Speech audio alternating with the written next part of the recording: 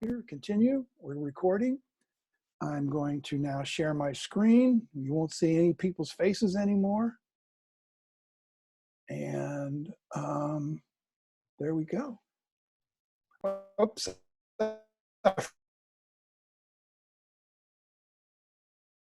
Forgot one thing.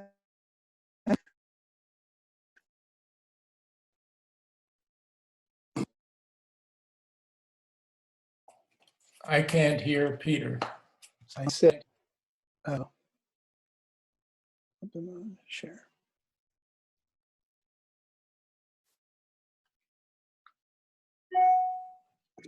Does everyone see? Give me a thumbs up if you see your screen. God, I've done this so many times. Notes on the right and ranked choice voting on the left. Oh, yeah, we don't want to see your notes. Okay. So No, that'll spoil the surprise. Reset. Okay, that's not right. Okay, I'm going to escape. There we are. How does that look? Here it comes. It's not on the whole screen. Now it's good. Okay. Are you ready to roll? I'm ready. Go. First, thanks to Peter Lloyd for hosting this Zoom meeting and for helping me create the slides for this presentation. Oh God! If anyone, you know, I'm not recording. Okay. Hold on. Oh, I am recording. Go ahead. Sorry. Go ahead. Okay. My name is Dan Zavon. I was a government major at Boston University, and I had a law degree from the University of Cincinnati, and I was a political activist, but I never heard of ranked choice voting and proportional representation until I was 37 years old. I was at a neighborhood meeting, and Marion Spencer, the civil rights icon, spent 10 minutes explaining why we should vote for it. In 1988, there was a ballot issue to bring it back to Cincinnati, proportional representation, 31 years after it was repealed, after we had used it for 16 city council elections over a 30-year period. I voted for it in 1988 because Marion Spencer said it was good for minority representation on council, not because I understood the system. 2 years later, I read a small book from 1937 that explained it more thoroughly, and I got it. And I said, what a great system. Why didn't they explain it this way 2 years ago? Since then, I've worked on better ways to explain it so that average people could understand it. Since most people, including politicians, either have never heard of it or have a misunderstanding what it is and how it works. It is a fair, nonpartisan system of election, not subject to manipulation or gerrymandering by anyone, and it results in a legislative body which accurately reflects the diversity in the electorate. John Stuart Mill, the 19th century political philosopher, praised proportional representation for solving a problem of democracy which he had thought was inherent and unsolvable: the tendency of democracies to overrepresent majorities and to underrepresent minorities. Once the single transferable vote method was invented, which is key to PR, it became clear that majorities and minorities could be fairly reflected in legislative bodies simply by having a fair voting system. And a little history, 22 United States cities, including New York, Cleveland, and Sacramento, and Cincinnati, used proportional representation during the first half of the 20th century. All but Cambridge, Massachusetts stopped using it, not because it didn't work, but because it did. Minorities got their fair share of representation for the first time, and powerful interests in those cities did not like dealing with minority representatives on their councils.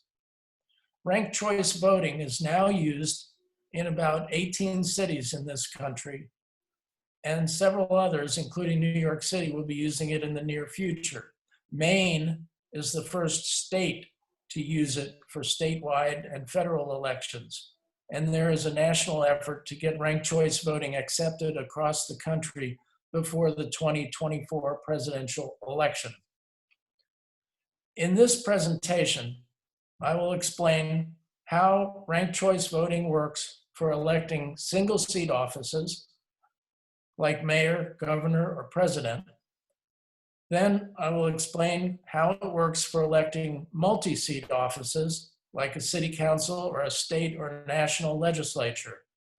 Finally, I will talk about Cincinnati's history with ranked choice voting and proportional representation, and leave you with some resources for learning more or getting involved in the national movement to get this fairer electoral system implemented at the local, state, and national levels. First, I'd like you to look at a 1-minute video that shows the basic principle of ranked choice voting.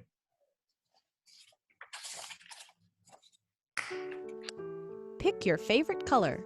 The ranked choice voting way. Instead of voting for just one color, you get to rank your top 3. Well, purple is the best, but if I can't have purple, I want blue. And if neither of those wins, I guess I can live with orange. Now, let's count up everybody's votes. Under ranked choice voting rules, it's not enough just to get the most votes. You need a majority. More than 50% of the votes. Purple's ahead, but it has only 7 votes. It needs at least 11 to win. So we eliminate the color in last place. Sorry, Orange fans, we're going to your second choice. 2 more for green, 1 for purple. but no color has 11 votes yet. Still no majority. Bye-bye, blue. 1 more for purple. 4 for green. I'm sorry. Pick your favorite color. The ranked Percent of the votes. purple's ahead, but it has only 7 votes. It needs at least 11 to win. So we eliminate the color in last place. Sorry, Orange fans, we're going to your second choice. 2 more for green, 1 for purple. but no color has 11 votes yet. Still no majority. Bye-bye, blue. 1 more for purple, 4 for green. and we have a winner. The ranked choice voting way.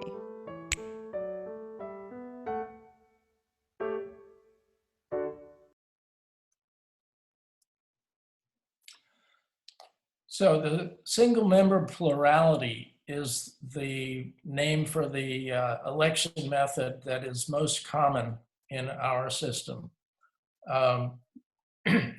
You vote for one candidate, and the candidate with the most votes wins, whether or not they reach an absolute majority. Places which require an absolute majority conduct a separate runoff election. For single seat offices, ranked choice voting works like a runoff election, but better. Voters rank their choices, then the first choices are counted, just as that video showed. If no candidate has a majority, the candidate with the fewest votes is eliminated, and rather than having those ballots wasted, they are transferred to the candidate listed as second choice on each ballot. This process continues until a candidate has 50% plus 1. Voters have indicated how they would vote in a runoff if their favorite candidate was no longer on the ballot. So there's no need for a second election. So you save the cost of the separate election and prevent the potential distortion of voter intent caused by low turnout in the runoff. And there's always a significant drop-off in participation in a runoff election. Another reason ranked choice voting is better than a traditional runoff is, think if there are 3 candidates, the runoff works fine because eliminating the candidate in last place leaves you with only 2 candidates and you'll get a majority winner. But what if there are 4 or 5 or more candidates? So on the screen now is an example of 5 candidates. In a traditional runoff, the field is truncated, and the top 2, the 30% and 25%, here candidates A and B, run against each other, and you get a 50% plus 1 result. But ranked choice voting is like multiple runoff elections, eliminating 1 candidate at a time. By the time you get to the final top 2 candidates, 1 or both of them might be different than the top 2 in the traditional runoff. You can see that candidate B and C are very close together. So once candidate E is eliminated and that candidate's 10% of the vote gets distributed to the second choice on each of those ballots, some of those might go to B and C, and maybe after that first round of runoff, C might be in second place rather than B. So that's an example. So ranked choice voting is a series of gradual compromises on the part of the voters as their favorite candidate is eliminated and they have to choose their favorite among the remaining candidates, their next ranked choice. But it's all done in a single election. That's why ranked choice voting is also called instant runoff voting. You save the cost of the second election. You even could eliminate the need for primaries. And this has significant benefits. It would have significant benefits if we did it. The purpose of a primary is to narrow the field of candidates. I think because it's kind of embarrassing for a democracy to have too many winners with less than 50% of the vote when the majority is supposed to rule. Ranked choice voting performs that same narrowing function as the primary, and it guarantees a majority winner, all in a single election. So if you could eliminate the primary, that would have significant benefits and could also lead to more bipartisan legislative activity. I'll talk about that later. Slide 4. So this is what I was just talking about. You have low turnout in the primary, then you have the high turnout in the general election, and you have the low turnout again in a runoff. And ranked choice voting can perform the functions of both the primary and the runoff in one step.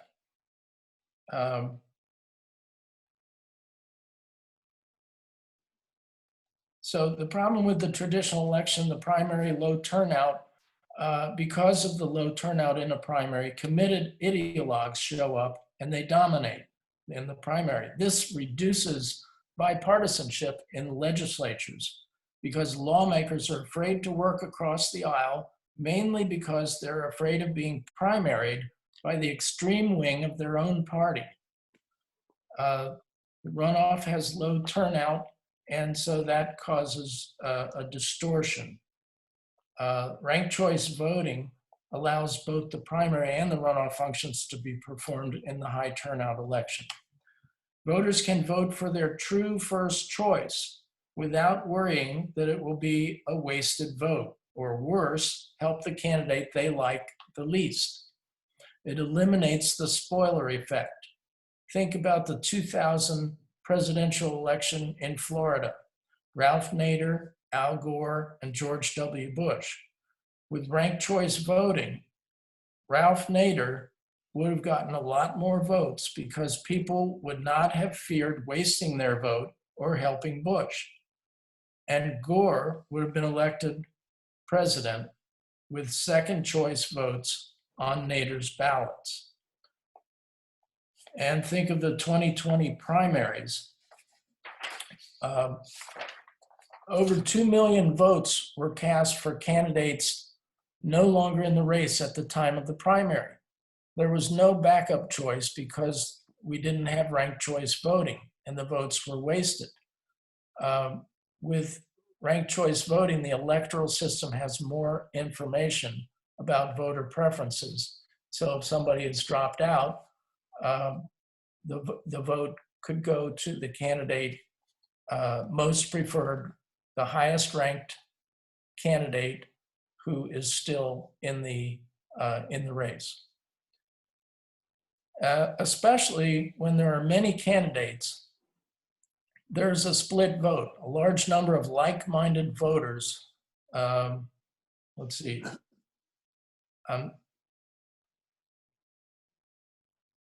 I think I want to have another slide up here, but let me talk about. I'll just no, not that one. Maybe the funnel. This is related to the funnel effect. So if there are a lot of candidates, a number of like-minded voters can have their voting strength splintered. With ranked choice voting, their voting power is maintained, not diluted by the number of like-minded candidates vying for the same office. So I think I'm going to talk about this again later. So sorry about that, out of order. Had some duplication here in my notes. Anyway, now I'd like to talk about multi-seat ranked choice voting for electing a legislative body like a city council, state legislature, or the US Congress.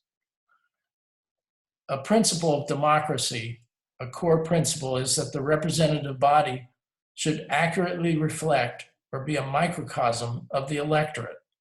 Minorities should not be excluded. If they're about 10% of the population, they should be about 10% of the legislature. Think back to direct democracy of a town meeting, where everyone votes, including eccentrics, minorities, and extremists. When we started electing representatives to a legislative body, it was not to exclude extremists and minorities, but simply because of population growth, the meeting room got too small. Diversity is a strength that should be reflected in the legislative body. The key to achieving that is getting rid of single-member districts and using larger multi-member districts. The United States has a history of multi-member districts. Districts that sent multiple members to Congress were the norm at the nation's founding. 9 states still use multi-member districts to fill at least one legislative chamber, and 4, Arizona, New Jersey, South Dakota, and Washington, elect all their state lawmakers that way. And many city councils, of course, do. The requirement of single-member districts for the US House of Representatives is based on a 1967 law, not the Constitution. So we wouldn't need to amend the Constitution to implement multi-member districts for Congress. The problem with single-member districts is that only those who vote for the winning candidate get any representation. One person cannot represent all the views in a single-member district, especially in these increasingly polarized times. Where gerrymandering has created districts which are always won by the same party, members of the losing minority party are perpetually unrepresented. For example, Democrats in Southwest Ohio have had effectively no representation in Congress for decades. Districts have been gerrymandered to create safe seats for Republicans. There's the same problem where Republicans are a minority. It doesn't have to be that way, and multi-member districts using ranked choice voting can fix that. Voters deserve not just the right to vote, but a right to be represented by someone who shares their values and vision, not just someone who lives in the same geographical area. Ranked choice voting is even better than fair districting commissions. Even with fair single-member districts, not gerrymandered, the substantial minority who vote for the losing candidate would be unrepresented. Wouldn't it be better if everyone had representation? That can happen, as shown on this slide.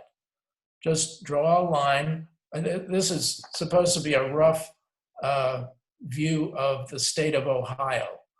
And so these are sort of congressional districts. It could be any state, but imagine that the state has 20 members of Congress elected.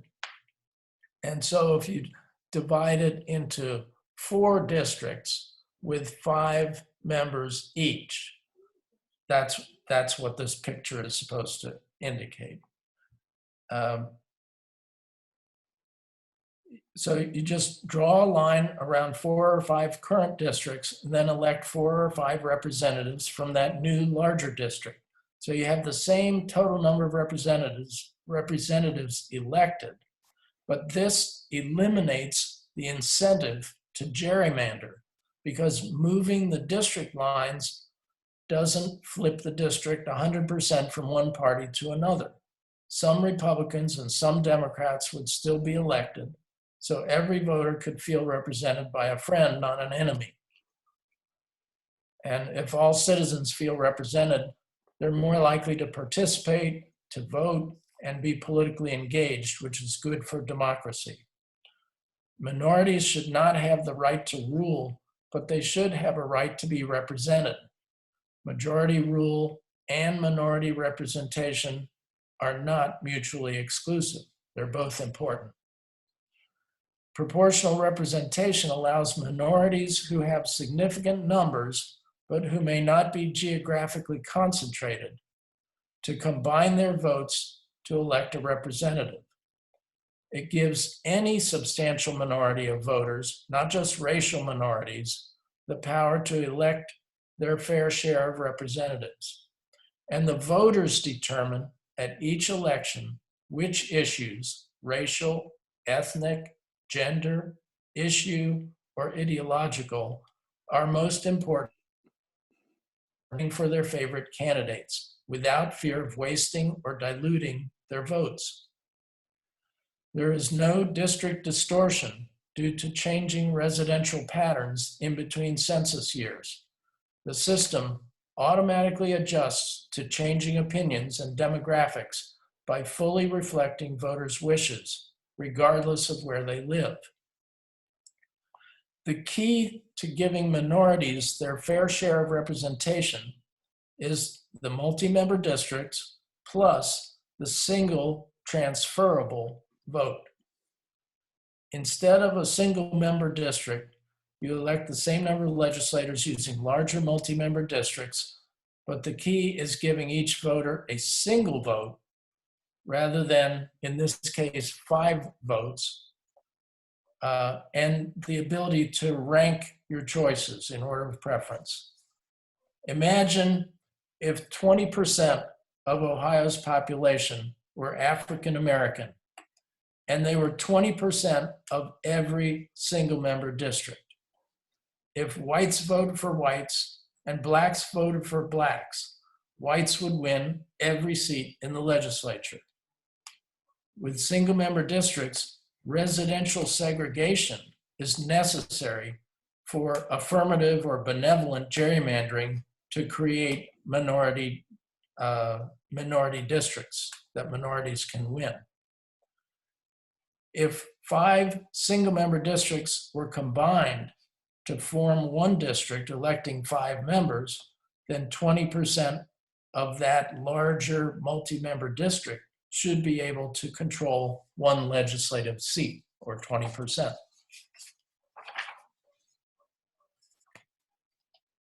But even with 5 members elected from one district, okay, so yeah, if every voter gets 5 votes, then the majority could shut the minority out of representation.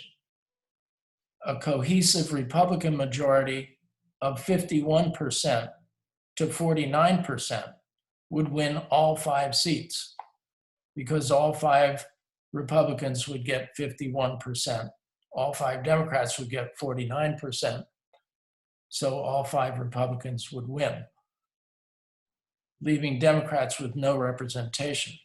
If all voters have 1 vote, but they rank their choices, the majority cannot prevent the minority from electing at least 2 representatives in that example. Next slide. So this is a slide that shows what's wrong with our current system of electing candidates for Cincinnati City Council, a 9-member council.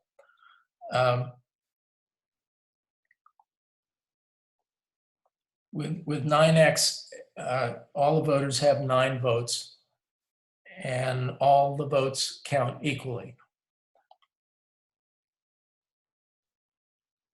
But they have no opportunity to vote to indicate their preference for one candidate over another. All votes count equally. The top 9 vote getters win. Under that system, Yeah, I'm muted. But, oh, problem? no, I'm fine. Oh, I thought I was muted. I'm sorry. Okay. Imagine an election where there are 44,000 Democrats, 33,000 Republicans, and 22,000 Charterites. Those are the 3 parties in Cincinnati. And say all 3 parties put up a full slate of 9 candidates, and each voter votes a straight party ticket for their party's candidates. The result of that election under 9X, the current system, is that all 9 Democrats win, even though 5/9 of the voters, a majority, wanted no Democrat to win. That's not majority rule or minority representation. It's under ranked choice voting with a single transferable vote, and the way they did it under proportional representation, Democrats would win only enough votes to fill 4 seats. And 3 Republicans and 2 Charterites would also win seats. So that's one example of what can happen under the current 9X system. Now here's another example, and these are sort of extreme examples, simplistic, and wouldn't happen exactly this way, but I'm trying to show the distortion of the intent of the electorate that can be caused by the voting system. So theoretically, if you had a very even split among 3 parties, and just they're exactly equal except 1 party, in this case the Republicans, have 1 vote, a 1 vote advantage over the other 2 parties. But under 9X, all 9 Republican candidates would be the top vote getters, because the other ones would get 33,000 votes. They would beat them out by 1, and all 9 Republicans would win. And then imagine in the next, under a PR election, it would be 3, 3, and 3. Each party would win 3. And imagine in the next election after this example, 1 Republican changes party affiliation. That would flip the entire Council of 9, and say that became a Charterite. It would flip the whole council to the party that 1 individual moved to. And under PR election with ranked choice voting, there would be 3 members of each party elected in each of those examples. So next slide.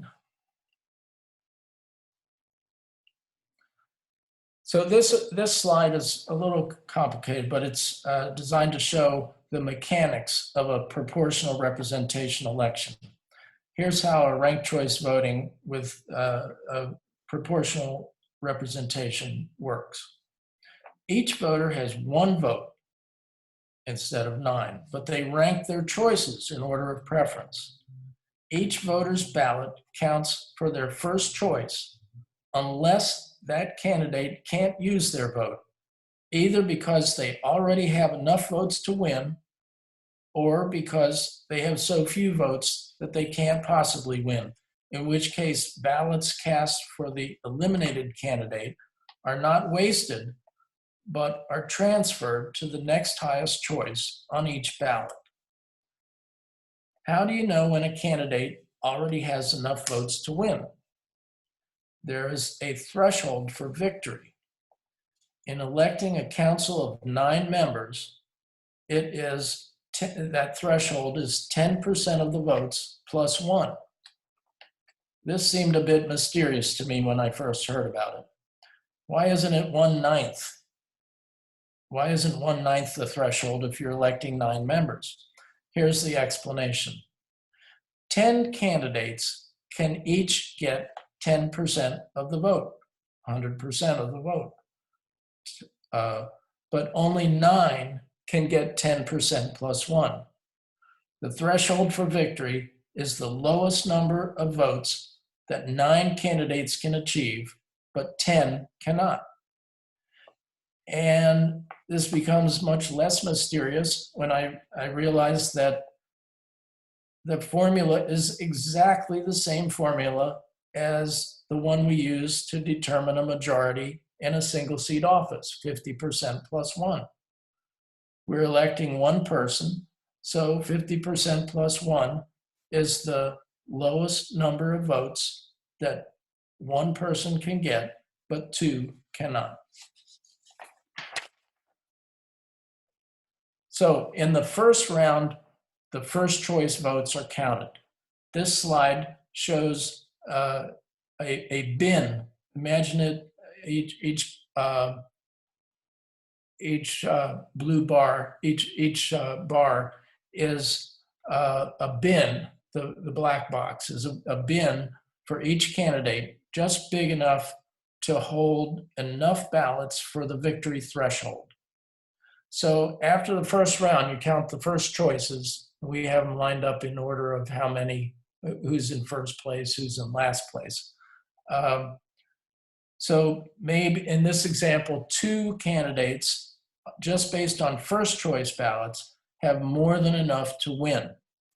So what happens then, those extra votes beyond the threshold for victory are votes that those candidates don't need. In the proportional representation, ranked choice voting, the single transferable vote, those surplus votes get transferred. And they get transferred in a randomized way. It doesn't just depend on which precincts came in last. It's done in a randomized way to make sure that the results of the election are not manipulable by any vote counter in order to help or harm any particular candidate. The vote, so the next step is that the lowest vote getter is declared defeated. So that's all the way over to the right, the lowest vote getter. And rather than wasting those votes, having those votes wasted, all the ballots that were cast for that lowest vote getter get transferred to the next second choice on each of those ballots, or the highest choice who can still use their vote. The vote count and transfer, so that happens, and then if somebody, then another candidate might have the threshold for victory, might have a little bit more. So first you transfer the surpluses, and then you knock off the next lowest vote getter. And you continue that process until the 9 seats are filled. And by the time you get to eliminating candidate 11, if it goes that far in order to elect 9 people, the most votes that would be left for candidate 10 would be 10% minus 9, because the threshold for victory, as it says in the lower left, is 10% of the votes plus 1. So once you fill up all of those first 9 seats with 10% of the votes plus 1, that's 90% of the votes plus 9. All that is left is 10% of the votes minus 9. And so that's the maximum number of votes that would not help to elect somebody. And I call those wasted votes, because the results would have been the same if those votes had not been cast. So candidates, let's see. The vote count and transfer process amounts to a series of gradual compromises by voters as their favorite candidate is eliminated from the ballot, and they get to have their vote count for their next favorite, their favorite among the remaining candidates. A voter's ranking lower choices can never hurt the chances of their higher ranked choice as it can in a 9X election.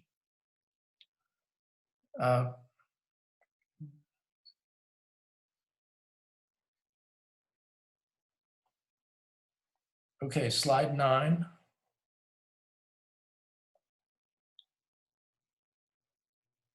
So there's the funnel. I call this the funnel effect. Like-minded candidates do not split votes and dilute their voting strength of their supporters. When you can vote only for your first choice without indicating backup choices, if a lot of people decide to run for office, the voters split their votes among them and dilute the voting strength of their supporters, which can result in voters not electing their fair share of representatives. Ranked choice voting prevents this dilution by allowing like-minded voters to gradually compromise on their preferred candidates while maintaining their voting strength. It's the difference between a funnel and a sieve. If a grouping of voters has sufficient numbers where they should be able to win 2 seats, but their first choices are split among 5 similar candidates, in a traditional plurality election, all 5 candidates might lose. All their votes go down the drain as through a sieve. But with ranked choice voting, when the lowest vote getter of the 5 is eliminated, the ballots for that candidate go to the next choice of each voter, one of the other 4 like-minded candidates. So the voting strength of the group is maintained, and the last 2 remaining of those 5 candidates at the end of the process would be elected, so that that group of voters gets its fair share of representatives. Ranked choice voting, proportional representation automatically provides representation for any substantial minority, racial, gender, issue beliefs, political party, as defined and adjusted at each election by voter support. In a sense, PR lets voters create districts, not artificial physical boundaries, but districts of common interests, electing candidates in proportion to their voting strength. I want my representative to be elected because we agree on issues, not because we sleep in the same part of town. So proportional representation has the advantages of districts without the disadvantages of carving out single-member districts and pitting one part of town against another. If an election turns on an issue where different neighborhoods are on different sides, voters can coalesce behind candidates based on geography. The voters' choices, not the preset geographical boundaries of a district, would control that grouping. Okay, slide 10. This is the results of the 2017 Cincinnati City Council election. I talked about the threshold for victory in a proportional representation election. I wanted to point out that the 9X system, the current system, also has a threshold for victory. And that is one vote more than the number of votes that the 10th place candidate got.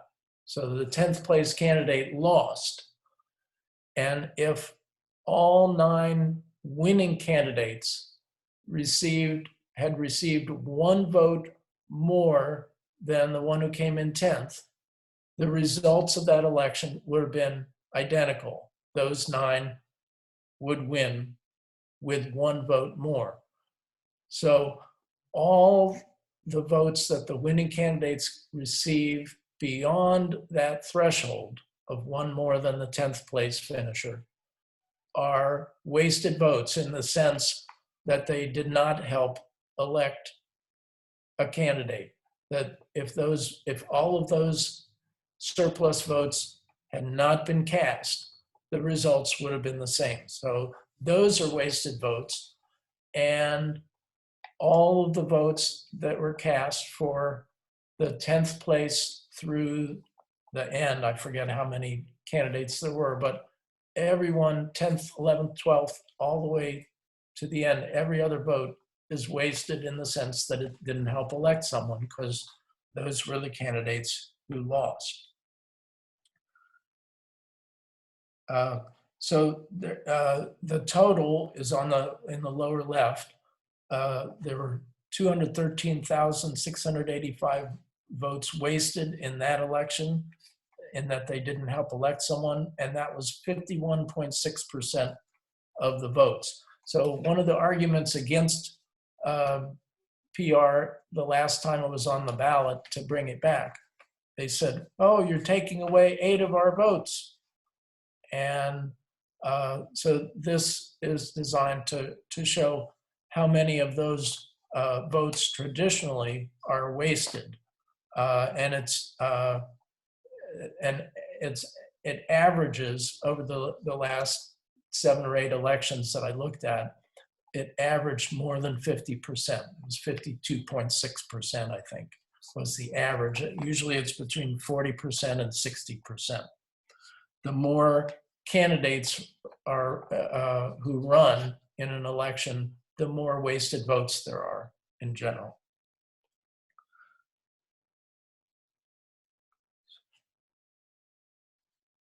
So, and again, in the PR system, a maximum of about 10% of the votes don't help to elect someone and are wasted in that sense. Okay, so I guess we're done with that. Slide 11.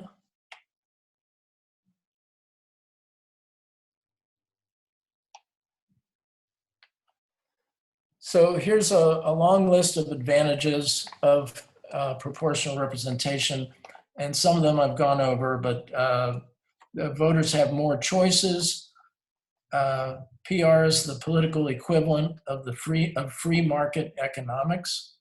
Women are better represented. They consistently gain more seats in PR elections than in plurality elections. It allows a concentration of political power to minorities who are not geographically concentrated. A substantial minority should not have to live near each other in order to control their fair share of seats. It decreases negative campaigning, because unfair attacks on a candidate make it less likely that that candidate's supporters will give second and third choice rankings to the attacker. So we have more positive campaigns. Under the current 9X system, a voter's vote for their 9th choice can hurt the chance of their first choice winning. Under ranked choice voting PR, this can never happen. Each vote goes for the highest choice that can still use that vote. Ranking lower choices can never hurt the chances of a higher ranked choice winning.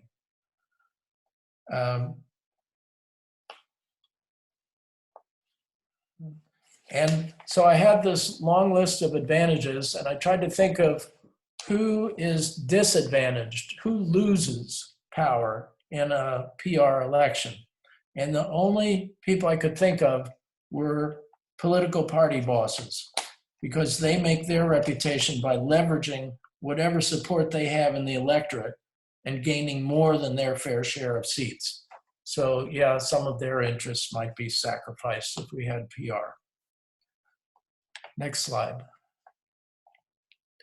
So now I'm going to talk about Cincinnati City Council in particular. For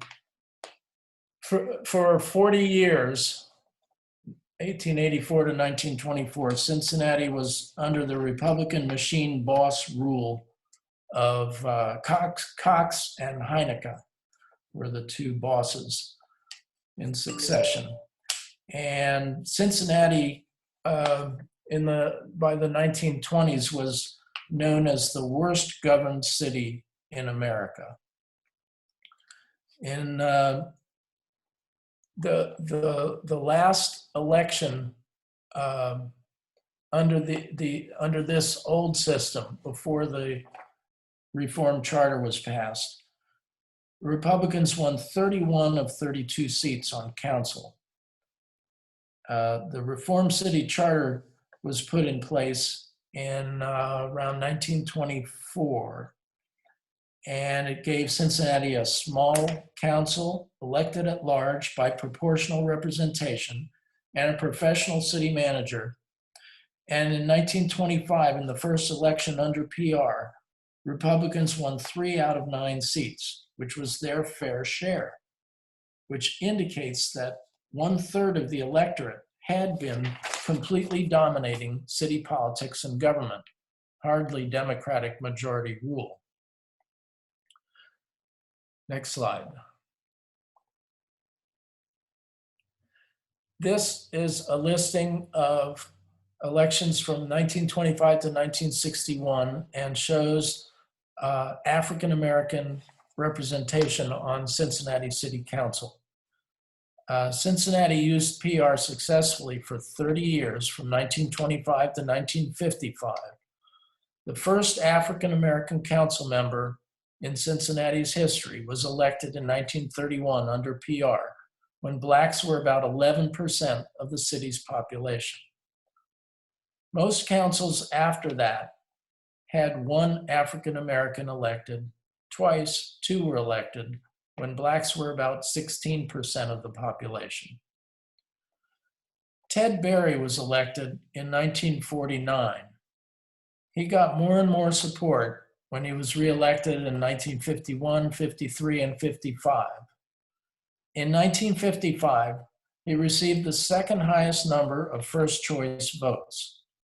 Republicans, afraid that Ted Berry might become mayor in the next election unless they changed the voting system, put it on the ballot to try to repeal PR. This was the 5th time during the PR period that they had put it on the ballot to repeal it. The first 4 times they were unsuccessful. But at the primary in 1957, after a racist whispering campaign where people were saying, "Are you ready for a Negro mayor?" At the primary, PR was replaced by the current 9X system. And to show you the difference that the electoral system makes, at the general election in 1957, conducted under 9X, not only was Ted Berry not elected mayor, he came in 14th. That shows the difference the election method makes. The intent and the effect of changing the method of election was to prevent African Americans from winning council seats commensurate with their voting strength. Now, there were 3 different campaigns petition campaigns to bring PR back for Cincinnati City Council elections. And you can see that those 3 times, each time they got between 45 and 47.25%. So it's not a fringe movement in Cincinnati. And this was in 2008. It was in spite of opposition from the Inquirer, severe opposition from the Inquirer, and I believe both political parties. At that time, there were, of the 9 council members, 8 were opposed to bringing back PR, and 1 was not opposed, but was not coming out publicly in favor of it either. So in the last few years, I've met one-on-one with city council members and state legislators, and have gotten, I met with them to explain PR and how it works and why it's so good. And almost all of them have given positive reactions. Once they understand it, most people agree that it would be a better way to run elections. So next slide.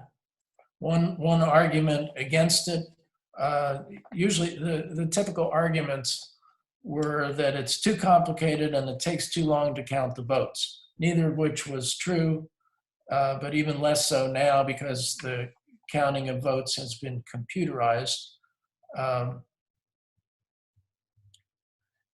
And even if it was done by hand and took, it used to take several days to count the votes, most people like the horse race aspect of politics.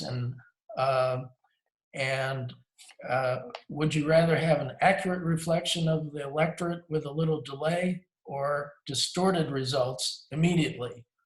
I think it's important to have a true reflection of the electorate in the elected legislative body, rather than, so a true reflection as in a normal mirror rather than a funhouse mirror, which 9X probably gives us. Okay, next. That slide was just to show the last one. Go back to the last one. I didn't really explain that. That's just to show a possible ballot design for a PR election, where you have the candidates' names listed on the left, and you just put a check mark next to your first choice, second choice, third choice, and so on. So it's pretty simple. The voters just have to know who their first choice, second choice, and third choice is. Okay, next slide. So this is 2 separate editions of the same book by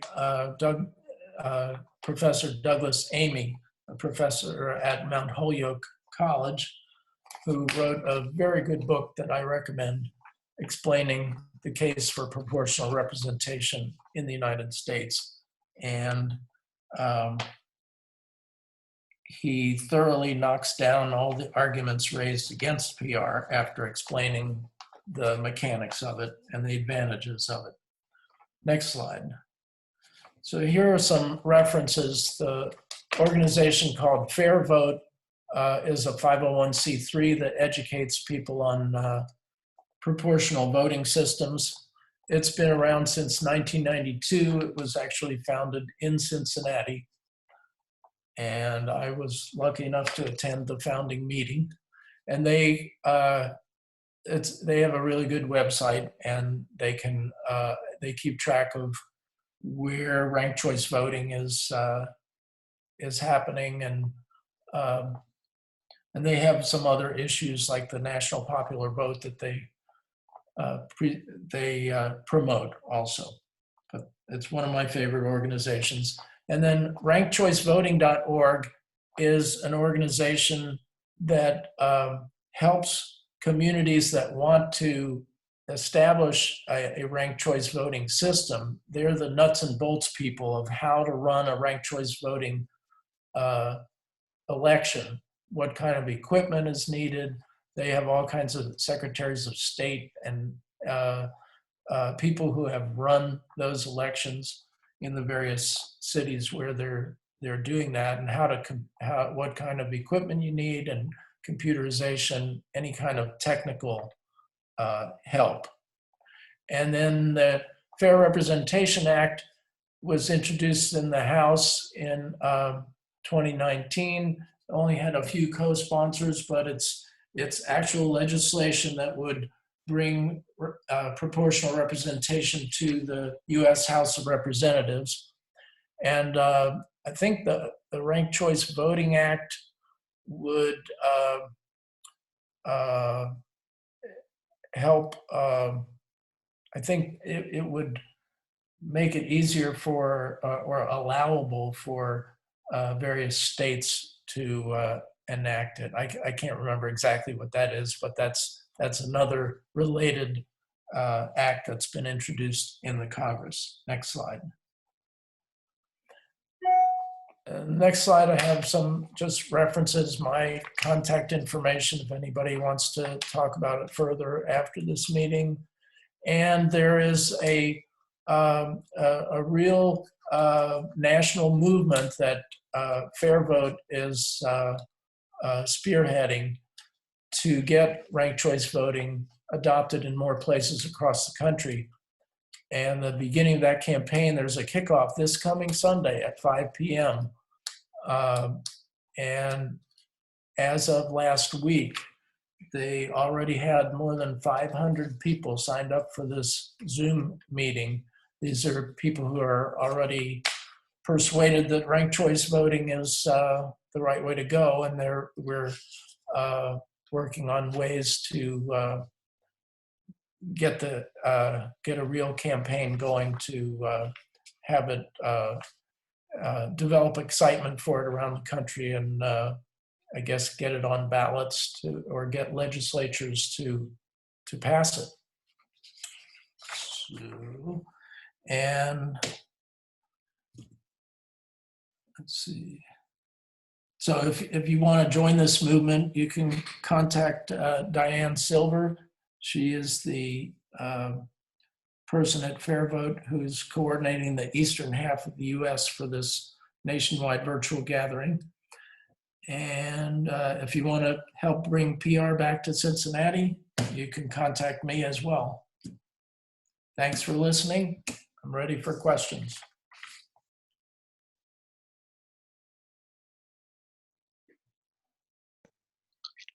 So how do we contact Diane Silver? It's dsilver@fairvote.com. Oh, okay, thank you.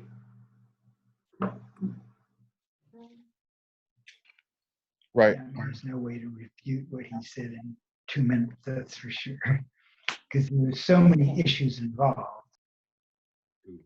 House Acts, HR 4000 and HR 4464. So Dan, Hello.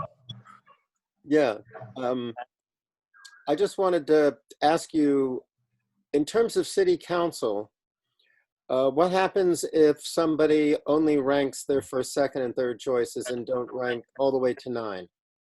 Well, then there's a possibility. Most likely, one of their votes would count and help elect somebody. I think about 80% of people in that situation, 80% of voters have their first, second, or third choice elected. But if it came down to it, and all three of those choices, when they got around to counting that person's vote, and all three times the person that they had ranked at the top of their ballot could not use that vote, then that ballot could be theoretically exhausted and be essentially wasted. So there could be as many as maybe 20% wasted, but probably not.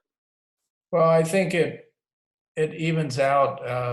it seems to even out around 10% maximum.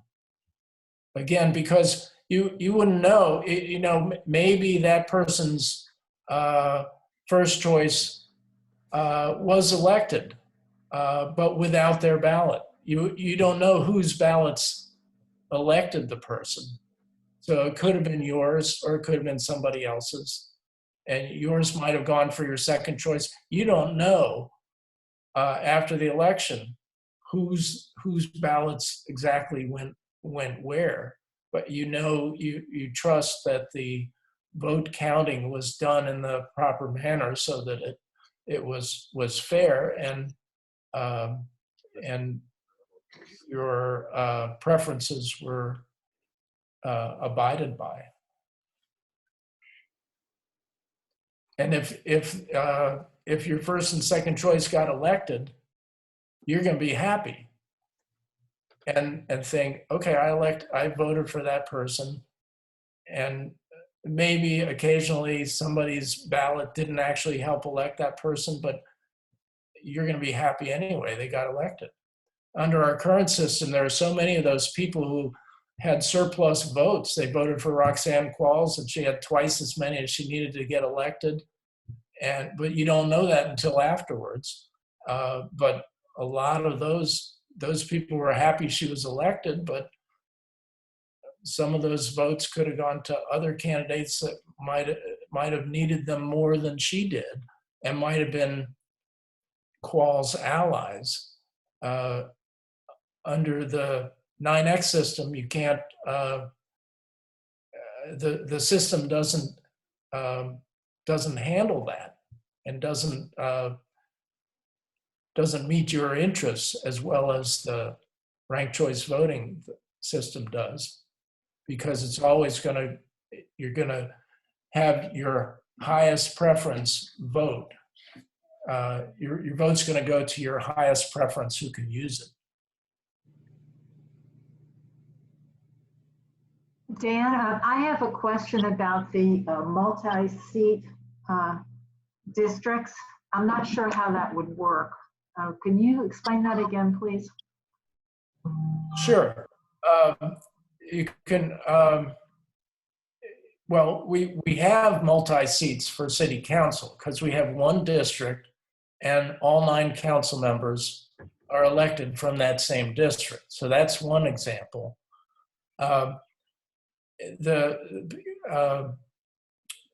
Peter, if you could put that Ohio, stylized Ohio slide back up. Right now, that picture shows the state of Ohio broken up into 4 districts. But in the southwestern quadrant, it's not really Ohio because we only have 17 congressional districts, or maybe 16 now. But imagine if we had 20 for the state and you divided it into 4 quadrants.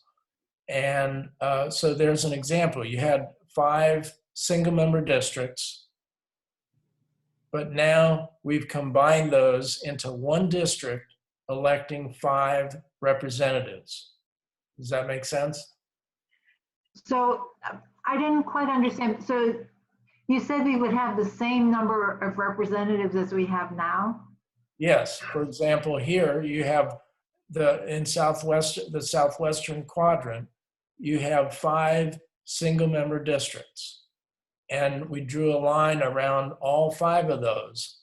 So now the red box is one district electing 5 representatives. Oh, I see. Okay. All right. And so in other words, so that one combined district, people can vote for those 5 people? Well, they can vote for one. That's the single transferable vote aspect of it. If everyone has 5 votes in this bigger district, then the minorities, substantial minorities, can be shut out. say it's Democrat and Republican is the issue. If everyone has 5 votes, then if the Republicans outnumber the Democrats by a little bit, but they're cohesive and they all vote for Republicans, everyone with 5 votes votes for 5 Republicans, and the minority party votes their 5 votes for the Democrats, then the Republicans are going to take all 5 seats. See how that works? Yeah, So- but are you saying then that I would have one vote, but then I would have choices along the way, like my second choice, and Yeah. so I'm voting for the representation of that entire red box, but I have one vote, but then I've got all my second and third choices. No, here's how it works. Imagine that you have your ballot is a single piece of paper, and that is going to go into one candidate's bin. It's going to count for only one candidate, but you rank your choices. So it's going to go to your first choice unless that candidate can't Okay. use it. And that's what keeps the majority or plurality from being able to exclude the minorities, because that way Republicans and Democrats, say it's a 60-40 split in party split in that district that has now 5, it's going to elect 5 members. If it's a 60-40 split in the electorate, it's going to be a 60-40 split in the legislative result, because the 60 will have only enough votes to fill 3 of the boxes, 3 of the seats, not all 5, because everybody has 1 vote, 1 piece of paper. So say it's 100 votes, and 60 votes are going to go to one party, 40 to the other. The 60% of the population has only enough ballots to fill 60% of the seats, not 100%. We have a question here from Randy. What is Nancy Pelosi's stand on these 2 laws proposed in the House? I have not heard. I don't know the answer to that. You could just write to Fair Vote. I'm sure they know. That's Okay. a good question. I haven't heard her being a big advocate, but as I said, a lot of people just haven't thought about the issue, a lot, including politicians. Most of them really have never heard of it, and even judges that decide voting rights cases, most of them, I think, have never heard of it, because it's a really good solution to a lot of the civil rights cases of the last, voting rights cases of the last several decades. But the judges, if they haven't heard of it, they can't prescribe it as a solution to voting rights abuses. William. So I just want to mention something, and maybe you could talk about it a bit.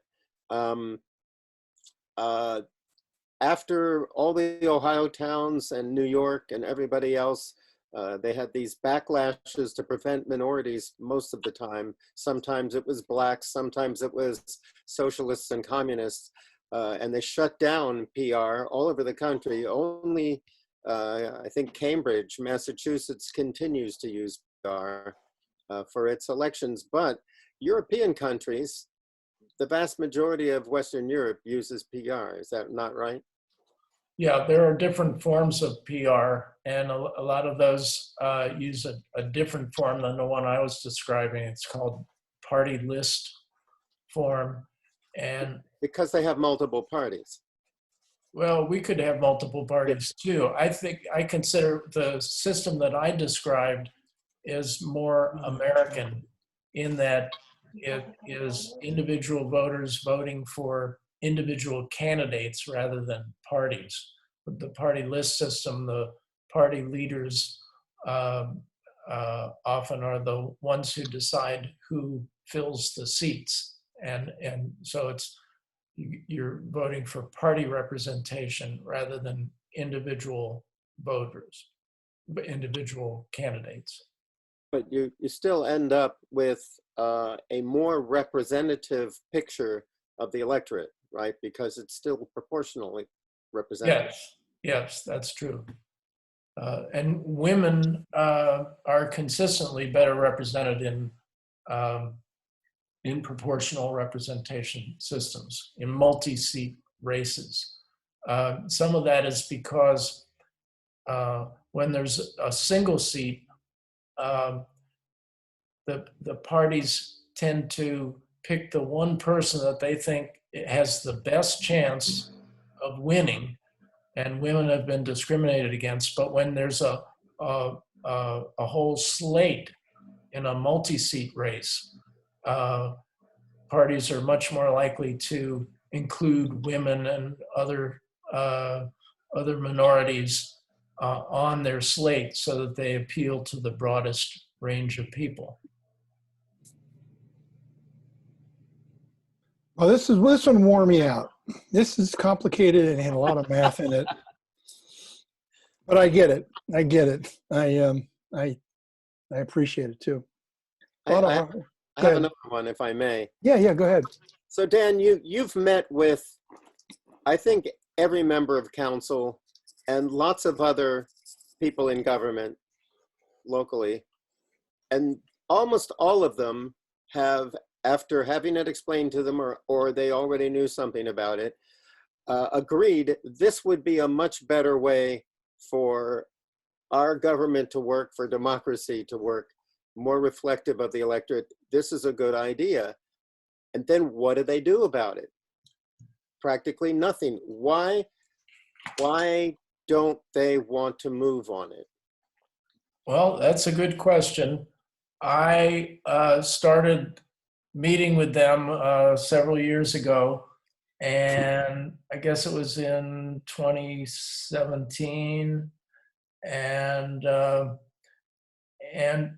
by the time early 2018, I think, is when I realized that I was getting so much positive feedback from them while I was in their presence, and they were nodding along and saying they seemed to get it and they seemed to appreciate that it would be a better system.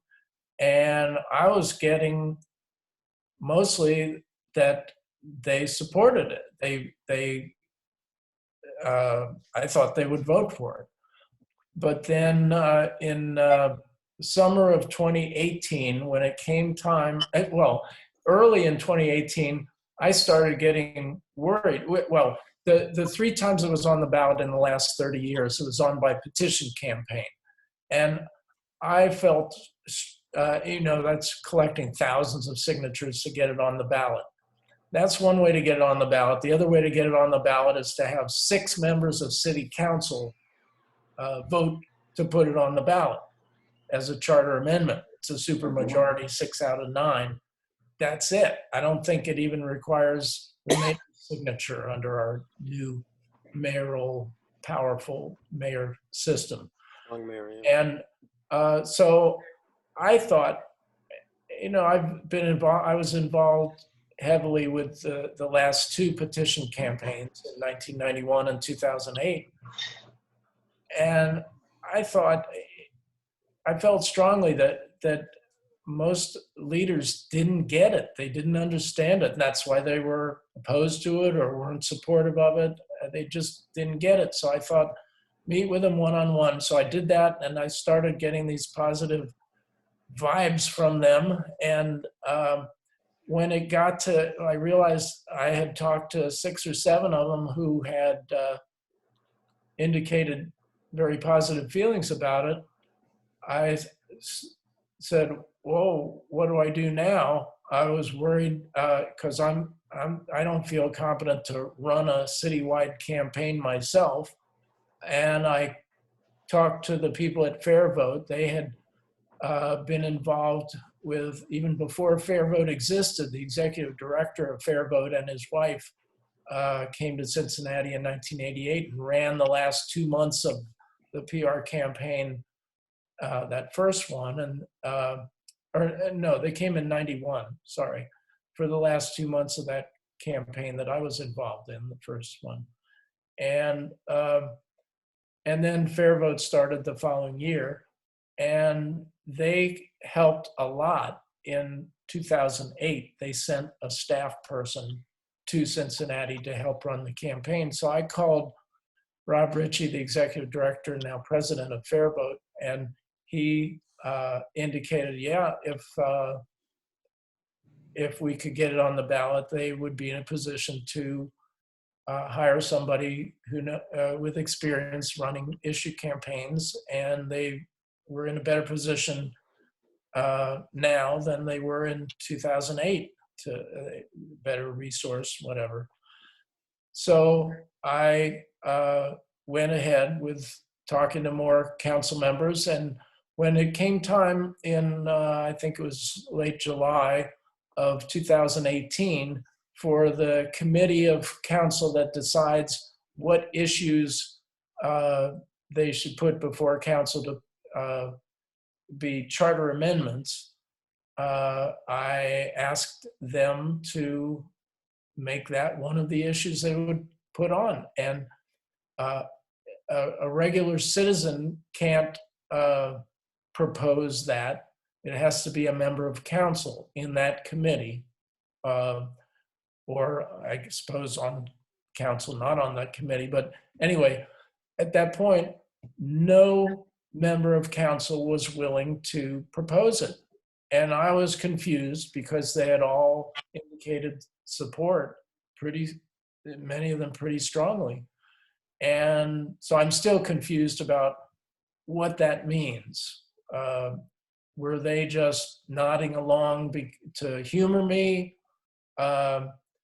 One of them said, well, you didn't give us ballot language, exact ballot language, but I had given that to them.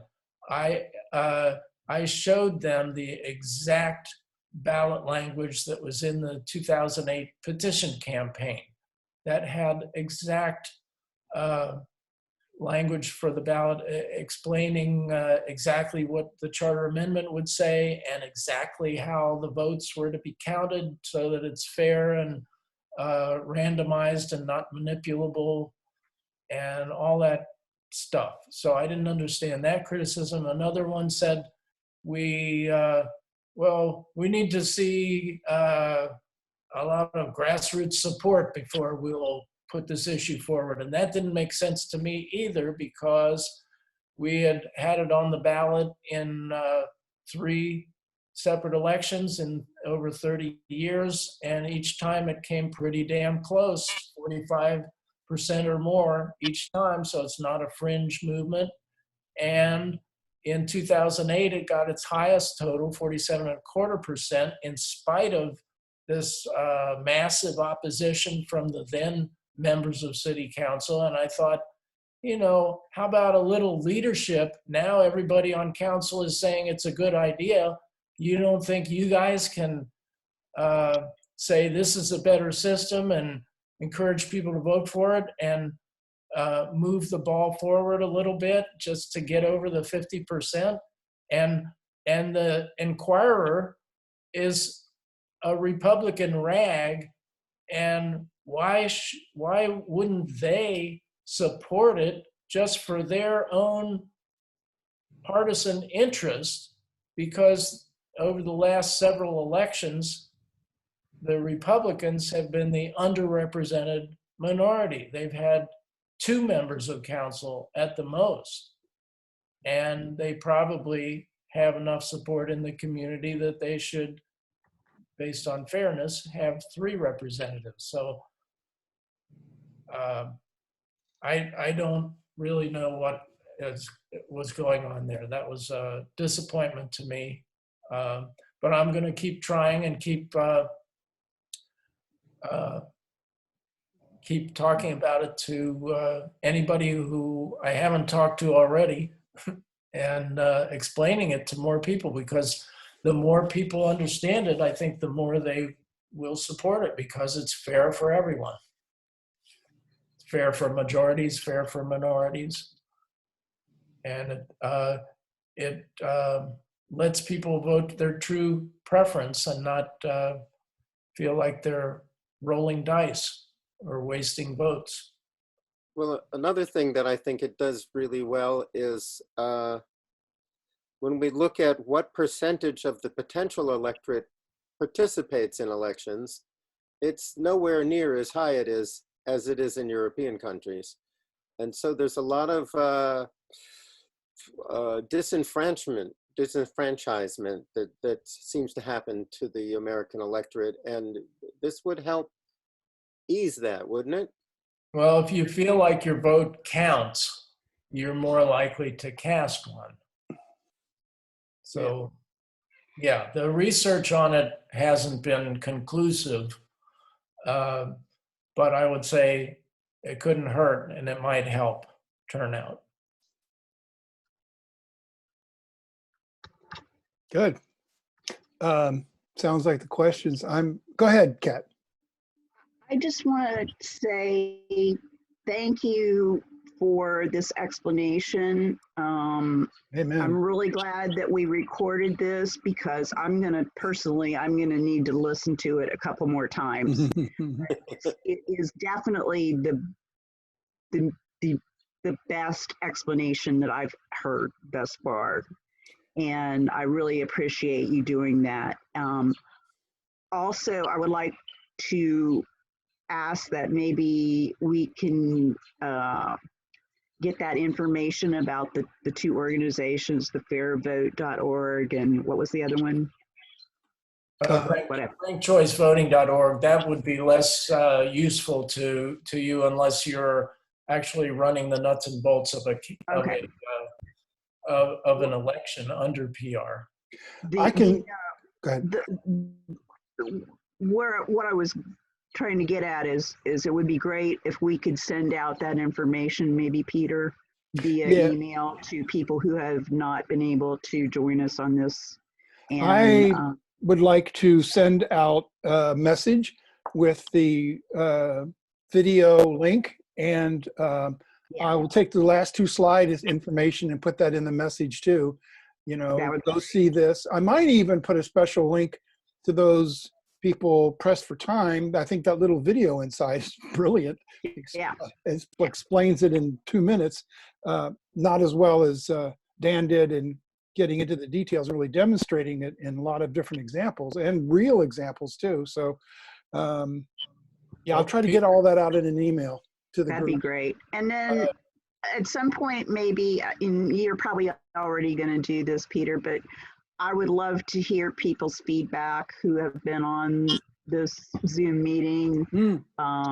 What you think about how it went.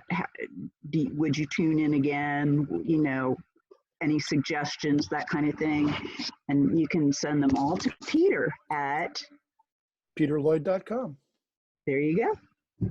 Peter, could you also, we had talked about sending the 7 pages that I've written about PR.